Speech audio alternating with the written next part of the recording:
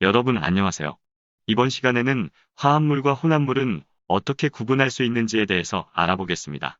수소와 산소를 그림과 같은 용기에 넣어 혼합한 후 전기 불꽃을 튀기면 물이 합성됩니다. 이를 반응식으로 나타내면 다음과 같이 나타낼 수 있습니다. 이에 대해서 말해봅시다. 수소와 산소는 호탄소 물질입니다. 왜 그렇습니까? 성분 원소가 한 개이기 때문입니다. 물은 화합물입니다. 왜 화합물입니까? 성분 원소의 수가 2개이기 때문입니다. 물의 성분 원소는 무엇입니까? 수소와 산소입니다. 물을 수소와 산소의 혼합물로 보면 안 됩니까? 물이 수소와 산소의 혼합물이라면 첫째 수소와 산소가 섞여 있어야 합니다. 그런데 그림에서 보는 것처럼 결합하고 있습니다. 둘째, 물이 수소와 산소의 성질을 다 가지고 있어야 합니다.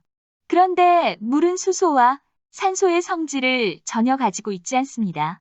따라서 물은 수소와 산소가 섞인 혼합물이 아니고 수소와 산소가 결합하여 합성된 화합물입니다. 그림은 20g, 40g, 80g의 물을 가열할 때의 온도 변화를 나타낸 것입니다. 이에 대해서 말해봅시다. 끓고 있는 동안 온도가 변하지 않습니다. 왜 그럴까요? 끓을 때 물은 액체에서 기체로 기화됩니다. 이때 액체는 기화열을 흡수해야만 기화될 수 있습니다. 100도씨 될 때까지 공급된 열 에너지는 온도를 높이는 데 사용됩니다. 100도씨가 되면 공급된 열 에너지가 기화열로 흡수되면서 기화가 일어나기 때문에 열이 온도를 높이는데 사용될 수 없는 것입니다. 물의 질량이 20에서 40 그리고 80g으로 변해도 끓는 점은 일정하네요? 그렇습니다. 순물질의 특징입니다. 그 대신 끓는 데 걸리는 시간이 많이 걸립니다. 왜 그럴까요?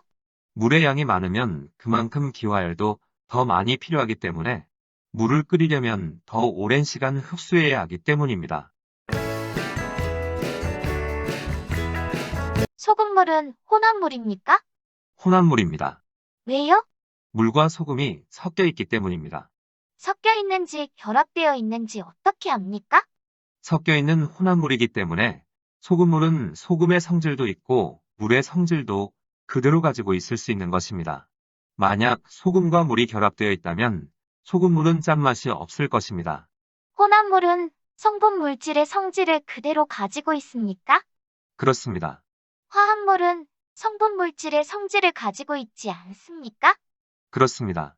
그러면 성분 물질의 성질을 가지고 있는지 없는지로 혼합물과 화합물을 구분할 수 있습니까? 그렇습니다. 그림은 물과 소금물의 가열 곡선입니다. 그림을 분석한 내용을 말해봅시다. 물은 끓고 있는 동안 온도가 변하지 않습니다. 왜 그렇죠? 물은 순물질이기 때문입니다. 소금물은 물의 끓는 점인 100도씨보다 높은 온도에서 끓기 시작합니다. 왜 그렇죠? 소금물 속에 나트륨 양이온과 염화이온이 물이 수증기로 변하는 것을 방해하기 때문에 더 높은 온도가 필요하기 때문입니다. 소금물은 왜 끓고 있는 동안에 온도가 일정하지 않고 점차 올라갑니까? 소금물이 끓기 시작하면 물이 기화되어 밖으로 나가서 소금물의 양이 줄어들기 때문에 온도가 잘 올라갑니다. 결국 어떤 물질이 순물질인지 혼합물인지는 가열 곡선을 보면 알 수 있군요. 그렇습니다. 다음 그림의 물과 소금물의 냉각 곡선을 분석해 봅시다. 소금물의 어는 점은 물의 어는 점보다 낮습니다. 왜 그럴까요? 물은 0도씨에서 응고, 얼기 시작합니다.